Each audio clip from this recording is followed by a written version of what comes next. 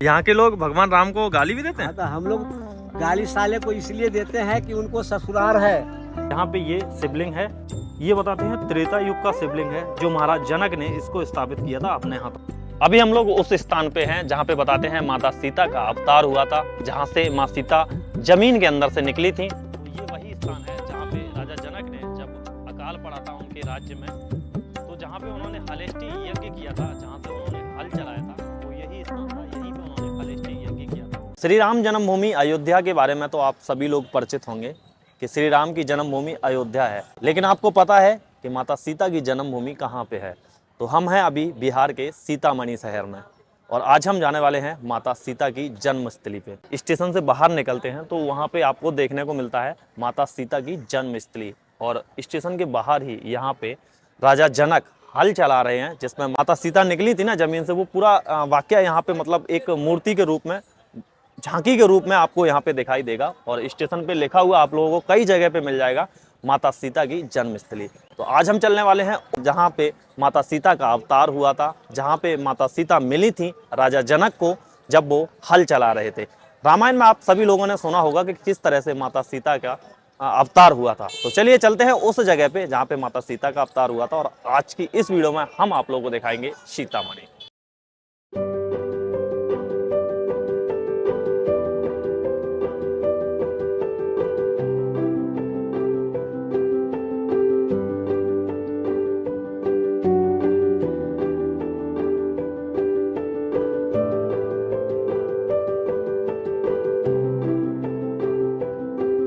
Sitamarhi railway station से करीब 6 kilometre चलने के बाद अभी हम पहुंचे हैं जहां पे पुनौरा धाम है। तो यहाँ पे बिहार टूरिज्म का एक बोर्ड लगा हुआ है जिस पे लिखा हुआ है पुनौरा धाम, और पीछे अगर आप मेरे देखेंगे तो वहाँ पे लिखा हुआ है जग जननी माँ जानकी की जन्मभूमि पुनौरा धाम।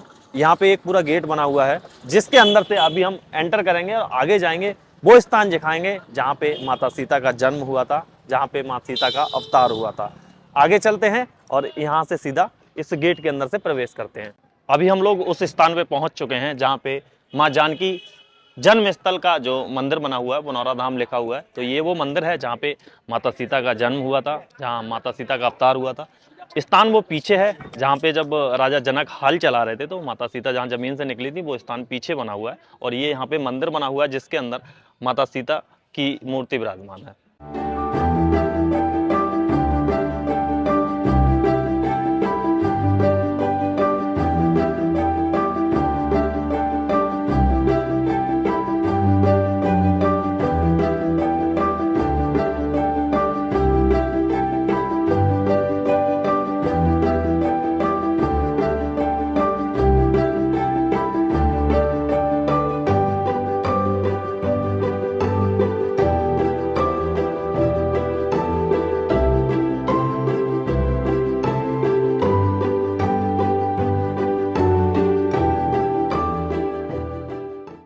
थोड़ा मंदिर के बारे में हमें बताइए। मंदिर के बारे में सीता जी के जन्मभूमि जगह है, जो राजा जनक जी जो हल जोते थे वो जगह है। एक बाजार में मंदिर है, वहाँ पर कैंप डाले थे। कैंप डाल करके वहाँ से 4 किलोमीटर उत्तर दिशा में है हलेश्वर नाथ मंदिर, बैरिया बैरिया बोलते थे पहले। वहाँ पर हलेष्टि यज्ञ किए, महादेव जी की मूर्ति पधराए, वहाँ से हल जोतने का शुरू किए, जो यहाँ आकर के सीता जी प्रकट हुए। यहाँ से फिर ले गए बाजार में मंदिर है, वहाँ पर इनके घास फूस की झोपड़ी बना करके ठहरने के लिए जगह बनाए थे। वहाँ राजा जनक जी वहाँ 6 दिन तक रह गए। वहाँ बारिश होने लगा, बारिश से बचने के लिए वहाँ 6 दिन रह गए।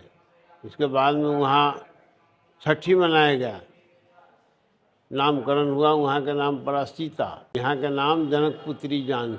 तो सीता जी जो नाम पड़ा था वो यहीं से पड़ा था, हाँ, इसलिए इसको सीतामढ़ी बोलते हैं। सीतामढ़ी, मड़ई जो बनाए ना घर घास फूस के, इससे जैसे मड़ई बन गया, सीतामढ़ी सीतामढ़ी होने लगा। अब सीतामढ़ी करता है, कोई मड़ई करता है। इससे अयोध्या में श्री राम मंदिर बन रहा है तो उस तरह से यहाँ पे भी बनना चाहिए। यहाँ भी होना चाहिए। यहाँ के जनता सब कह रहे हैं जो यहाँ भी ऐसा ही भव्य होना चाहिए। यहाँ पे कुछ मुख्यमंत्री वगैरह अभी बताए आने वाले थे, वो अभी कैंसिल हो गया, आगे बढ़ गया है टाइम। वो भी करेंगे, कुछ आएंगे तो करेंगे तो जरूर। इस जगह पे जब सीता जी का अवतार हुआ था, जब सीता जी यहाँ पे प्रकट हुई थी, उसके बाद इस जगह पे बहुत ही घनघोर बारिश होने लगी थी। फिर यहाँ से सीता जी को आगे ले जाया गया। यहाँ से लगभग 6 किलोमीटर की दूरी पे एक जगह थी। पहले बताते हैं उस जगह का नाम था सीता मड़ई। पहले उस जगह का नाम सीता मड़ई था क्योंकि वहाँ पे एक मड़ई बनी हुई थी जहाँ पे सीता जी को रखा गया था। अभी वहाँ पे राम जानकी एक मंदिर बन गया है, जिसको अब उसी के बाद से फिर सीता मड़ई को सीता मड़ई के नाम से जानने लगे। अब हम चलेंगे आगे उसी स्थान पे जहाँ पे सीता जी को पहली बार रखा गया था, और वहीं पे बताते हैं सीता जी की छठी भी हुई थी, क्योंकि वो जो बारिश थी लगातार 6 दिनों तक चलती रही थी, तो सीता जी को वहाँ पे 6 दिनों तक रखा गया था। अभी हम लोग उस स्थान पे हैं जहाँ पे बताते हैं माता सीता का अवतार हुआ था, जहाँ से माँ सीता जमीन के अंदर से निकली थी। पौराणिक कथाओं और रामायण के अनुसार ऐसा ही कहा जाता है कि महाराज जनक ने जब हल चलाया था तो माता सीता जमीन से प्रकट हुई थी। आज से हजारों साल पहले की बात है, जब बताते हैं महाराज जनक का जो शासन था, जिसको मिथिला प्रदेश बोलते थे। आज ये जो है जहाँ पे हम खड़े हैं, ये सीतामढ़ी बिहार में पड़ता है, और जो जनकपुर है वो नेपाल में पड़ता है, जहाँ पे राजा जनक का घर हुआ करता था। तो राजा मतलब सीतामढ़ी और जनकपुर का क्या संबंध है? पहले ऐसा नहीं था कि पहले बिहार अलग हो या फिर नेपाल अलग हो, ऐसा कुछ नहीं था। पहले अखंड भारत था, और ये जो प्रदेश था ये मिथिला प्रदेश था, जिसके राजा जनक थे। तो इस प्रदेश में बहुत ही भयंकर वाला अकाल पड़ा, यानी 12 साल तक अकाल पड़ा, बारिश की एक बूंद नहीं गिरी। बाद में राजा जनक ने ऋषि मुनियों से और उनके जो कुल गुरु थे उनसे विचार विमर्श किए कि ऐसा क्या किया जाए जो यहाँ पे बारिश हो। तो सभी ने मिलकर बताया कि आप एक काम करिए, हलेश्वर यज्ञ करिए और फिर जाके यहाँ पे बारिश होगी। तो स्थान को चुना गया। यहाँ से लगभग 12 किलोमीटर दूर एक स्थान पड़ता है जिसको हलेश्वर बोलते हैं। तो वहाँ पे महाराज जनक ने जनकपुर से आए और वहाँ पे यज्ञ किया। वहाँ से यहाँ तक उन्होंने हल चलाया, ऐसी मान्यता है। और बताते हैं कि वो जो यज्ञ था लगभग 5 दिन तक चला। महाराज जनक पूरे दिन यज्ञ करते थे और शाम को फिर हल चलाते। इस तरह से वो सारा रूटीन हो रहा था। तो जब महाराज जनक हल चला रहे थे तो हल यहाँ पे जोतते हुए उधर से पूरे ये जो है स्थान को जोत रहे थे। तो यहाँ पे जिस जगह पे हम अभी खड़े हुए हैं, जहाँ पे अभी आपको ये जो तालाब दिख रहा है, यहाँ पे माता सीता का अवतार हुआ था। और हल की जो एक लोहे की नीचे वाली जो होती है, जिसको हम लोग खुरपी भी बोलते हैं, उसमें लग के जो घड़ा निकला, उससे माता जानकी का अवतार हुआ था। अब आप लोग ये सोच रहे होंगे कि ये जो इतना बड़ा तालाब है ये क्यों बना हुआ है? तो बताते हैं उस समय जब माता जानकी यहाँ पे प्रकट हुई थी तो महाराज जनक के साथ में 84,000 ऋषि मुनि थे। तो जब माता जानकी यहाँ पे प्रकट हुई तो यहाँ से वो सारे लोग मतलब यहाँ की मिट्टी को अपने साथ में ले गए। तो उसी वजह से यहाँ पे ये तालाब बन गया। और आज भी ऐसी मान्यता है कि लोग यहाँ से मिट्टी लेके जाते हैं, यहाँ से जल लेके जाते हैं श्रद्धा के तौर पे।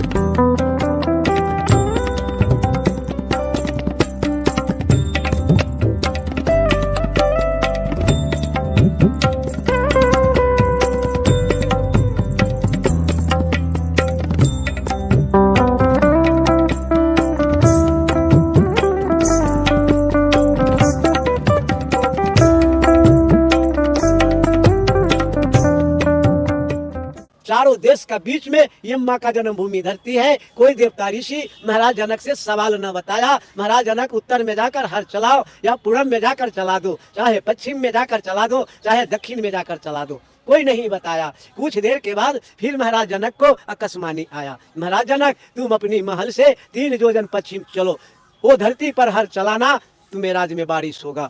3 योजन का 12 कोस जमीन बनाया है। महाराज जनक जनकपुर से आकर सीतामढ़ी, जिस धरती का नाम है कोई सीतामढ़ी नहीं, तमाम दुनिया जंगल था। आते आते महाराज जनक को वो धरती पर शाम हो गया। महाराज जनक जंगल कटवाया, जंगल कटवाकर बांस घर की झोपड़ी बनवा लिया। रात भर महाराज जनक झोपड़ी में विश्राम लिया।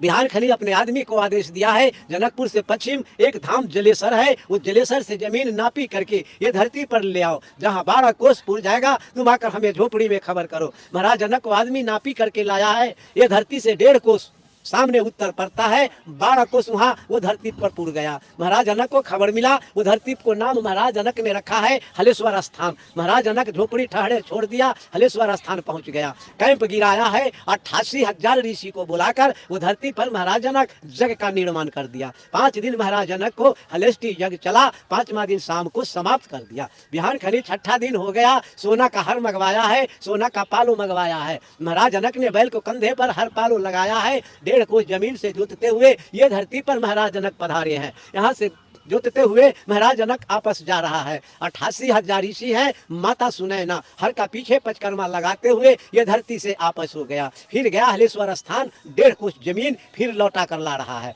फिर यहाँ आया है, फिर यहाँ से आपस चला गया।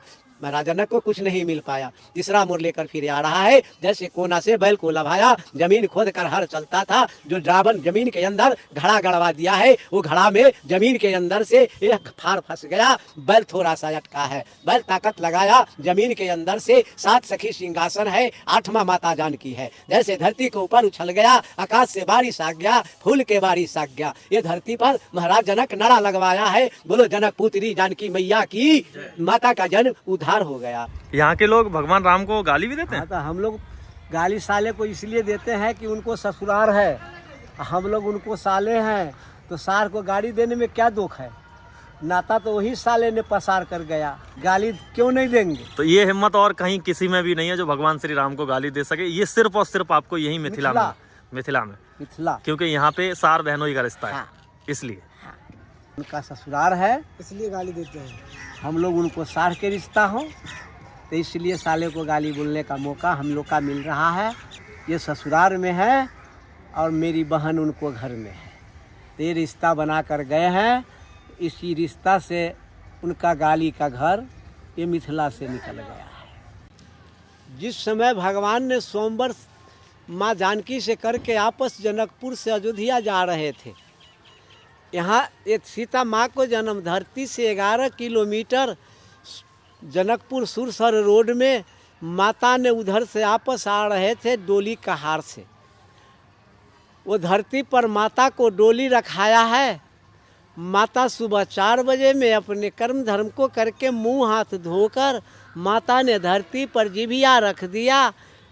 आज के दिन में माँ का जिभिया का प्रसिद्ध है। एक पाकर का पेड़ 4 बीघा में दर्शन करने का मौका मिल रहा है। एक पौधा है 4 बीघा में आज के दिन में, अभी भी आज के दिन में माता ने ये धरती को बनाकर जिभिया से रख दिया। पैदा हो गया पाकर का पेड़, माँ का नाम से धरती का नाम पन पाकर हो गया। वहाँ से माता को डोली उठा तो अयोध्या को रास्ता चला गया। वहाँ से कितनी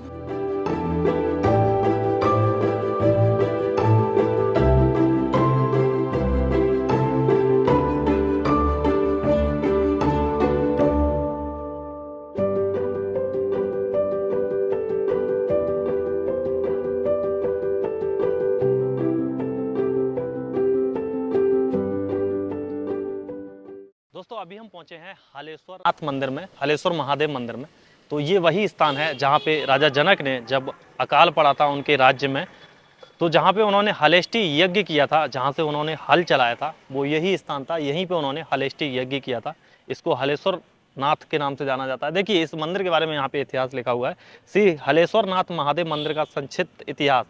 त्रेता युग में मिथिला राज्य में पड़े भीषण अकाल से मुक्ति के लिए मिथिला नरेश राजसी जनक जी महाराज ने इस स्थल पर शिवलिंग को स्थापित कर हलेष्टि यज्ञ किया था। इसी स्थल से जनक जी ने जमीन में हल जोतना आरंभ किया था, इसलिए यह शिवलिंग हलेश्वर नाथ के नाम से प्रसिद्ध है।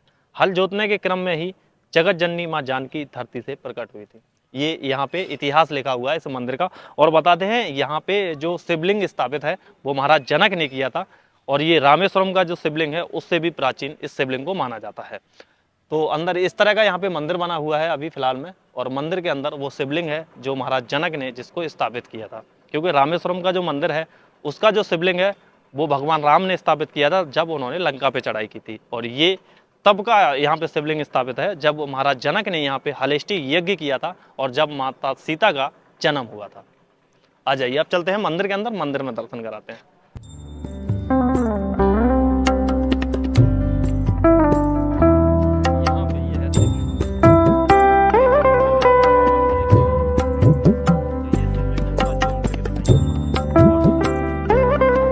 यहाँ पे ये शिवलिंग है, ये बताते हैं त्रेता युग का शिवलिंग है जो महाराज जनक ने इसको स्थापित किया था अपने हाथों से। जब उन्होंने यहाँ पे यज्ञ किया था उस समय का ये शिवलिंग है, जब भगवान शंकर की उन्होंने आराधना की थी, जो काफी प्राचीन शिवलिंग है जिसके आप लोग दर्शन कर रहे हैं।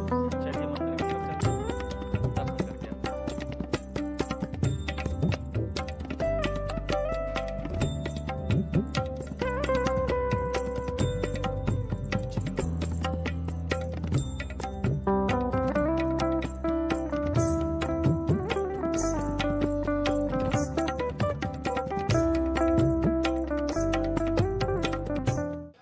अभी हम पहुंचे हैं जानकी मंदिर पे और यहाँ पे जानकी मंदिर बना हुआ है। कुछ लोगों की मान्यता है कि माता सीता का जो जन्म है वो इसी स्थान पे हुआ था। हालांकि कुछ लोगों का मानना है जहाँ पे हम पहले गए थे वहाँ पे सीता माता का जन्म हुआ था पुनौरा धाम में। और बताते हैं यहाँ पे पहले एक मड़ई बनी हुई थी और इसी वजह से ये जो है इसको सीतामढ़ी के नाम से जानते। पहले सीता मड़ई था, फिर बाद में इसको सीतामढ़ी हो गया। यहाँ पे मंदिर बना हुआ है, मंदिर के अंदर चलते हैं। मंदिर बता रहे हैं 1599 से यहाँ पे बना हुआ है, काफ़ी पुराना मंदिर है, बहुत प्राचीन। तो चलिए अंदर चलते हैं, अंदर से आप लोगों को दर्शन कराते हैं मंदिर के। यहाँ पे बहुत बहुत दूर से लोग आते हैं और काफ़ी मान्यता है इस मंदिर की।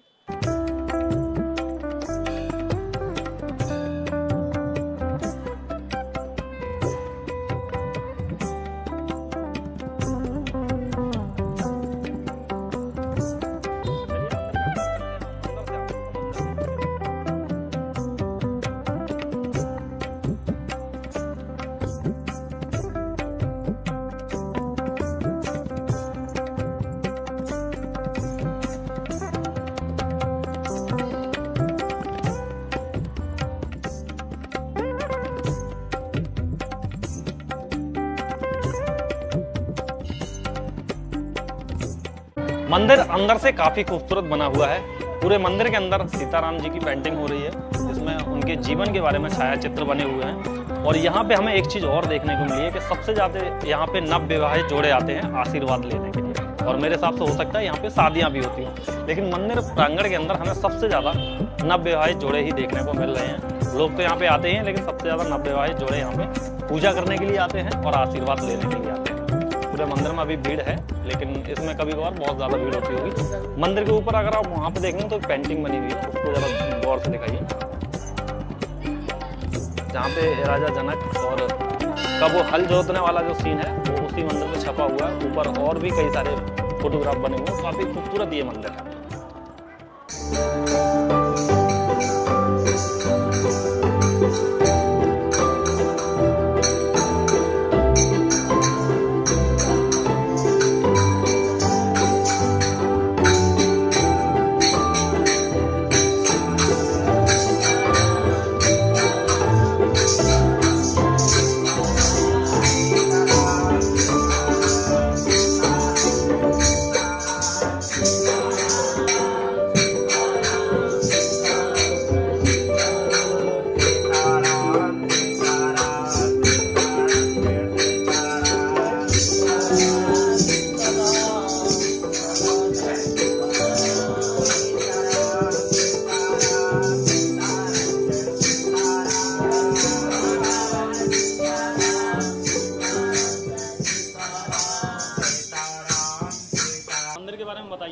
देखिए, यह सब विदेश जनक का राज था।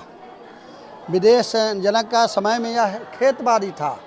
रावण अपने देश से ऋषि मुनि से कर लेकर घड़ा में रखा और वह मंदोदरी को सौंप दिया। आकाशवाणी हुआ कि यह घड़ा जहाँ रहेगा वहाँ विनाश हो जाएगा। तो रावण अपने फूल की विवान से विदेश जनक के राज में यही खेत में घड़ा को लुप्त कर दिया। कोई नहीं देखा। 12 बरस तक यहाँ अकाल पड़ गया। यहाँ के राजा जो हैं देश विदेश से अन्न जल फल लेकर प्रजा को पोषण पालन करते थे। जब 12 बरस हुआ तो आकाशवाणी हुआ, यहाँ के जो राजा हैं हल चलाएंगे तो जल की बारिश होगा। सभी ऋषि मुनि संतों को जो मिथिला में रहते हैं सभी को बुलाए और यही खेत में हल चलाए। घारा फूट गई, साक्षात सीता प्रकट हो गई। नारद जी उसका नाम सीता रखे। नारद मुनि आए, नाम सुनाए, सुने सुख पाए नृपज्ञानी। भारत देश के मीडिया नारद जी थे।